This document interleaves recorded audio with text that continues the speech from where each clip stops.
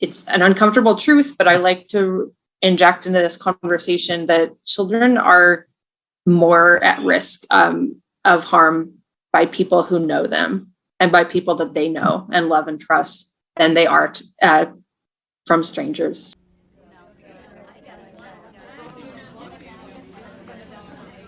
Hey guys, check this out. What is it? Is someone in?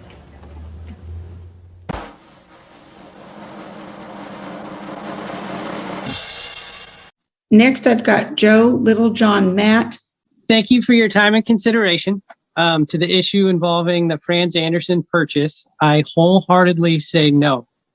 My wife and I and our boys have lived in one of the homes that's up for purchase for 6 years. We've raised our young family here. We work hard, pay taxes, do everything we're supposed to be good members of the community. But for what? Just so the leaders of our community can evict us, bulldoze our home to make way for yet another drug-infested slum. Displacing families to hide the filth isn't a solution.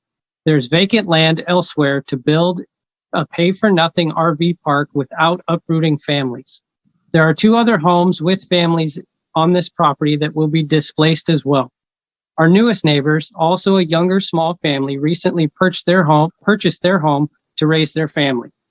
With a drug-infested slum next door, what happens to their property value? What about the safety and security of their home and young children? The elderly couple directly across from us are one of the first homes on the block.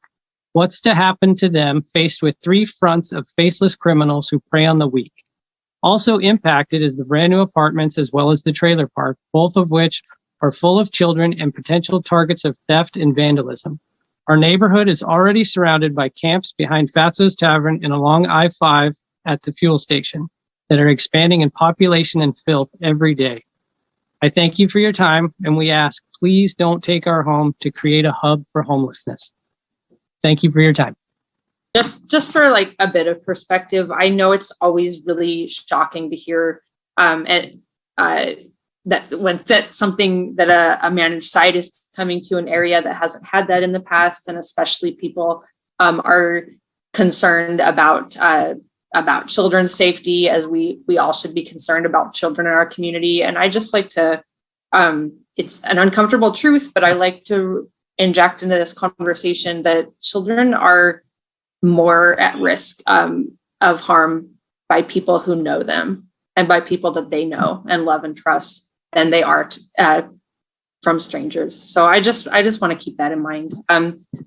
These folks are our neighbors and our community members too. And yeah, we want to have standards and everything, and the people that live there want to live in a safe place too. But I just think I want to broaden the perspective about what it looks like to take care of children's safety. Flashback. I want to go in a bit of a different direction, as a lot of the comments I heard tonight touched on a topic I've been thinking about as well, and also in reading the Facebook conversations about the state of downtown and such, and start with a personal story. So this goes back to 1986, probably. I was 3-4 years old. And I was at the Kmart. I was like riding in the back of the cart like they used to let us do before there were liabilities concerns. So just standing in the back of the cart, and my parents, we were in the checkout line, and an elderly couple that was in front of us said to me, like smiled and said, "Hi there," or something like that. Pretty normal interaction, right? Except from at that point, I panicked. I screamed. I was gripping the cart with tight knuckles, and I was so afraid that those 2 friendly people were going to take me away from my family.